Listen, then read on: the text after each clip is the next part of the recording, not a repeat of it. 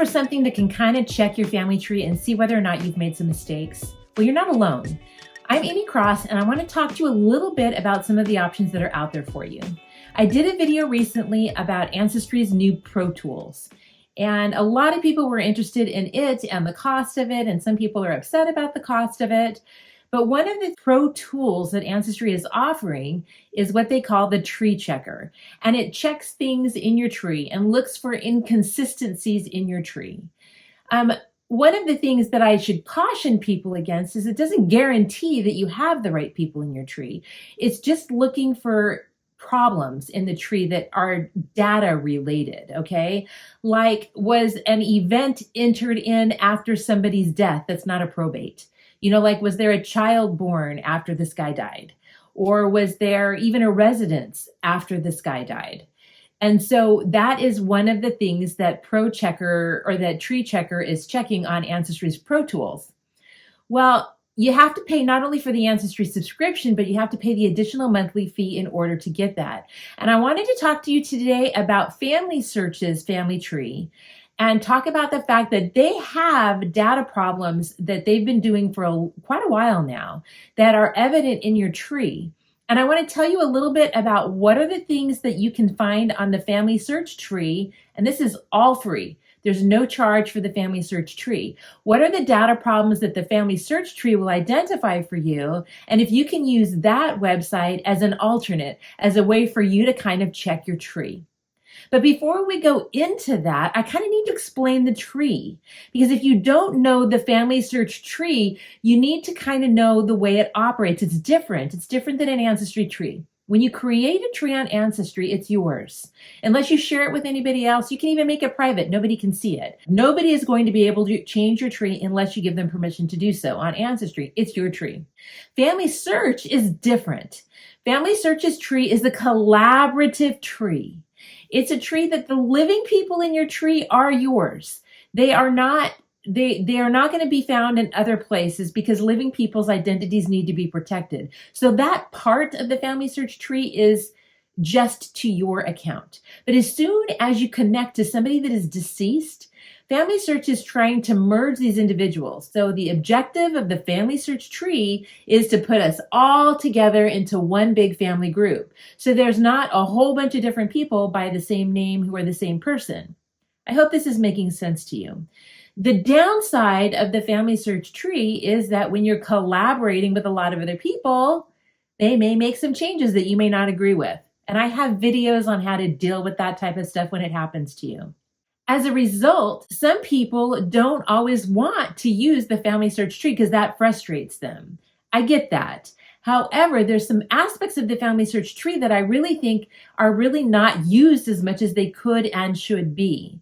And one of them is this TreeChecker, which they call data problems. You have to pay for MyHeritage, but they have a similar thing on their website, and it doesn't cost you anything more than your original subscription. So these are some options for you if you want to check. But first, let's talk about what are they even checking for? What is a TreeChecker or data problems or whatever at this juncture checking for? And Ancestry has not published the list as exactly what they're including, but a lot of it's the same type of stuff that FamilySearch has. And FamilySearch has published a list. So let's go over it. So if this is helping you, if you could like the video, share the video, anything, make a comment in the video, thanks. All right, so these are the possible data problems in a family tree, okay, or in the family tree, and they're going to note them for you, and you're going to have the opportunity to then address these issues. The first is a birth after a father's death. Okay, that's pretty evident. It cannot be dismissed. They're going to flag that all the time, no matter what, until it's resolved. A birth after a mother's childbearing years, and this can be dismissed because sometimes that is possible, right? Women can have children after the age of 52, which is what they're saying is their age. A birth after the mother's death, that can't be dismissed because that's kind of impossible. A birth before the father could have children, that one can't be dismissed either.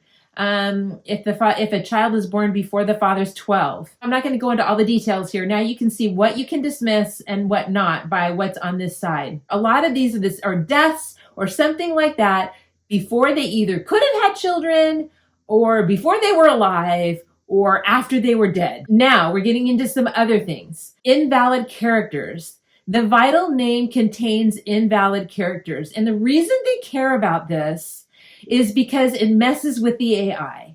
They don't want some funky character somebody has put in there that is affecting the AI for finding more records for that individual. And the same is true about invalid repeating characters. The looping pedigree. This happens more than you would think. A person has a child who is also listed as their parent, and that puts the tree into this crazy thing. And the AI will recognize that. They're just looking for just data issues, discrepancies in this type of stuff. One of the ones that is the most common is missing standardized event, date, or place. And the reason they want the date and the place standardized is because that helps with the AI. One, it makes the tree look prettier and more understandable to everybody because we're using the same format for dates. But also, there's a lot of mapping features on FamilySearch.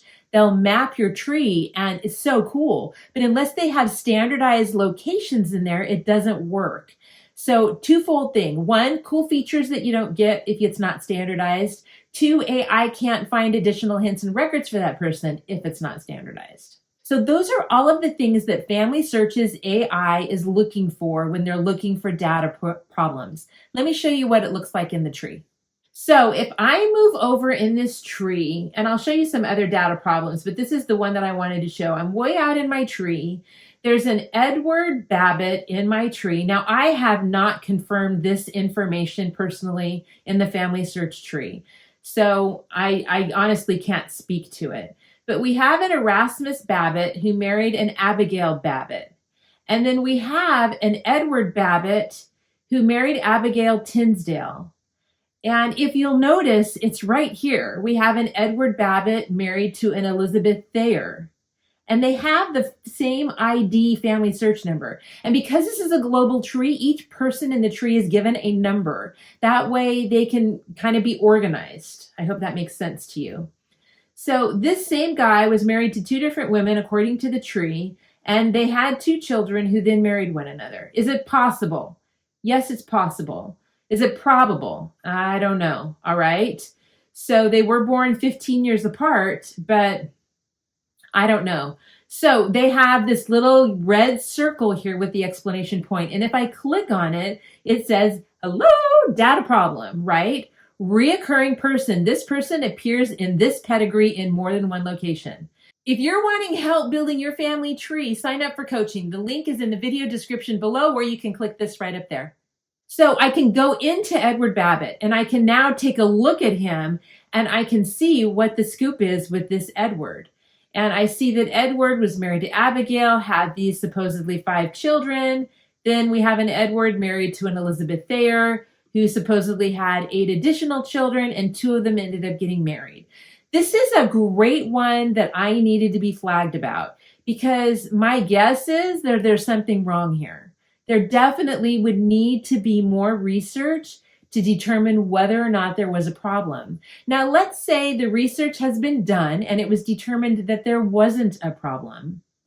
Then it would be great for somebody to make some kind of note about that person, and then you can put that in the tree up in here. I can add a note right here, and I can make it an alert note. I can click this and I can say he is not a duplicating person.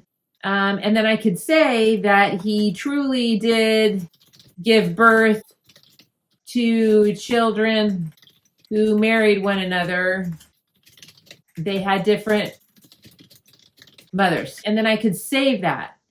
And as an alert note, it's going to show up at the top of the page. And it will be this like red note that people will see that this isn't a data problem. It really is as it should be. I like that. Most of the time in the FamilySearch tree, what you're going to see are usually standardized places, which we talked about a minute ago. So if I click on this, then it's missing a standardized christening place. So I can go into George Paston. I can go to his person, and we can see they've noted that this is not a standardized place, and they're wanting it standardized. So I can go in here to this little edit button, and I can click this. St. Andrew's was the church. It was actually in Marylebone, London, England. So that would be the standard place. So I can click that, and then I can click save. And now you'll notice that that little warning has gone. And if I go back into my tree and go back to George Paston in my tree, I don't have that little red thing anymore there. So anyway, a great way to kind of check your tree. So I would encourage you to go into the FamilySearch tree. There may be a ton of information already there for your family. Check it out and use their free data checker. Now remember, it's not checking whether or not you saved the correct fact to an individual. I wish they would. I wish that was possible. I don't think it is yet, but maybe we'll get there. I would love to know, hey, there's some warning signs here. We don't believe this census really does pertain to your person, but nobody's there yet. Ancestry is not there yet. FamilySearch isn't there yet. Nobody's there yet. So that's my wish list, folks. When do you guys get that in your AI? Anyway, I hope this has been helpful to you. Be sure to watch my video next week. Here's the link to it right here. You can be notified of when it's going to hit. Or if you're watching this video later, it's probably already out there. Watch this video with all of the other details on how to build a FamilySearch tree, how to incorporate information into the FamilySearch tree, all things FamilySearch tree. Have a great day.